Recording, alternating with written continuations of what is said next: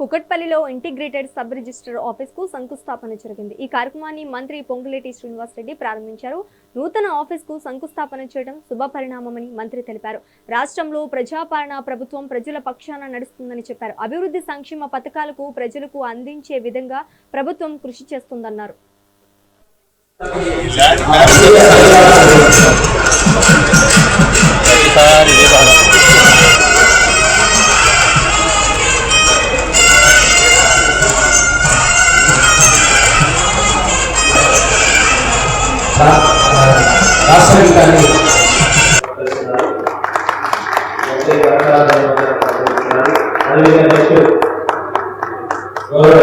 ఈ రిజిస్ట్రేషన్ చేసుకోవాలంటే registration office కి ఏదో ఒక టైంలో వేదిక మీద ఉన్నోళ్ళం, వేదిక ముందున్న మీరందరూ కూడా ఆ ఆఫీసుకి గడప తట్టిన సందర్భాలు కోకొల్లలు ఉంటాయి.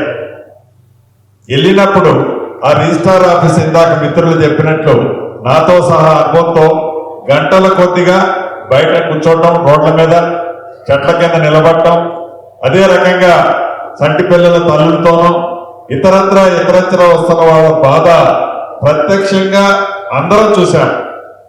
దీన్ని ఒక ప్రణాళికాబద్ధంగా ఏదైతే ఓఆర్ఆర్కి ఎన్నర సైడ్ సుమారు 39 సబ్ రిజిస్టార్లు ఉన్నాయి ఈనాడు, ఈ 39 సబ్ రిజిస్టార్లని ఇంటిగ్రేటెడ్ అంటే 12 సబ్ రిజిస్టార్లుగా ఇంటిగ్రేటెడ్ సబ్ రిజిస్టార్లుగా కట్టాలని నిర్ణయించి దాంట్లో మొదటిది అపర్ణ కన్స్ట్రక్షన్స్ తో ఒకటి ఆల్రెడీ స్టార్ట్ చేశాం. నాకు తెలిసి అది రాష్ట్ర అవతరణ దినోత్సవం జూన్ 2వ నాటికి పూర్తి చేసి హైదరాబాద్ లోని ప్రజానికానికి దాన్ని అంకితం చేయడం జరుగుద్ది. రెండవది ఇది ఇక్కడ కుక్కడపల్లిలో ఇప్పుడే మనం శంకుస్థాపన చేసుకున్నాం.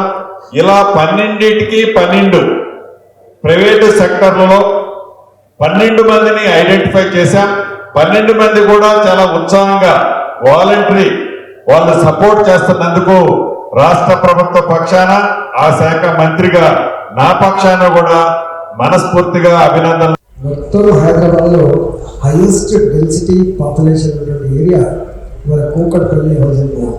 ఆ హౌసింగ్ బోర్డులో అక్కడక్కడ స్థలాలు కనుక ఉంటే వాటిని బైనామా చేసి ఆక్రమించుకునే వాళ్ళు కొంతమంది, లేదా మనం వేలంపాట కాపాడలేమని చెప్పి వేలంపాట చేసేటువంటి పరిస్థితి ఉంది. ప్రభుత్వం అనుకుంటే కాపాడలేదనేటువంటి మాట అది మంచిది కాదు. ప్రభుత్వం అనుకుంటే ఇంచు బుడికలు ఇక్కడ పోదు, గజ్జలు అంటారు. కాబట్టి దయచేసి కాపాడలేకపోయిన వేలంపాట లేకుండా అలాంటి వాటిని కొంచెం పార్కులుగా కన్వర్ట్ చేస్తే ఆ కాంక్రీట్ జంగల్లో ఇప్పుడు సీనియర్ సిటిజన్లు కొంత సేంద్రీయ ఆస్కారం ఉంటుంది. కాబట్టి ఇంకా భూములు కట్టాడి ప్రాంతాల్లో అమ్ముకునేటువంటి ఆస్కారం లేదు. కాబట్టి ప్రభుత్వానికి ఆ కోణం ఉండాలని చెప్పి నేను మొట్టమొదటి సూచన చేస్తున్నాను. రెండవది, వీళ్ళకేమో చాలా అలవాటు, మాకేమో అలవాటు లేదు. హైదరాబాద్ వచ్చినందుకు చూస్తున్నాను అనేక లేఅవుట్ ఎప్పుడో 40 ఏళ్ళ క్రితం, 30 ఏళ్ళ క్రితం, 50 ఏళ్ళ క్రితం ఈ లేఅవుట్ అయితే తెలియవు. ఆ లేఅవుట్లలో ఉన్నటువంటి పార్క్ స్థలాలు, పబ్లిక్ యూటిలిటీ స్థలాలు, స్కూళ్ళ కోసమో గుళ్ళ కోసమో ఉన్నటువంటి స్థలాలు ఏవైతున్నాయో బైనంగా వేసి వాటికి కాజేస్తున్న విషయం తెలుసు. చేసేది చాలా మటుకు కనీసం ఉన్నవాటికైనా వాటిని కాపాడమని చెప్పి నేను వినమ్రంగా విజ్ఞప్తి చేస్తున్నాను. మొత్తం హైదరాబాద్లో